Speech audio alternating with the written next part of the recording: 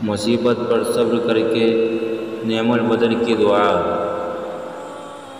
زوجہ نبی کریم صلی اللہ علیہ وسلم سیدہ ام سلمہ رضی اللہ عنہا سے روایت ہے کہ رسول اللہ صلی اللہ علیہ وسلم نے فرمایا، جب کسی مسلمان بندے کو کوئی مصیبت آتی ہے اور وہ انا للہ و انا الیہ راجعون، اللہم اجرنی فی مصیبتی واخلف لی خیرا منہا۔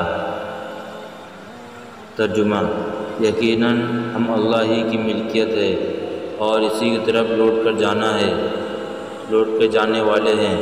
اے اللہ، مجھے میرے اس صدمہ یا تکلیف کا اجر دے اور بدلے میں مجھے اس سے زیادہ بہتر دے۔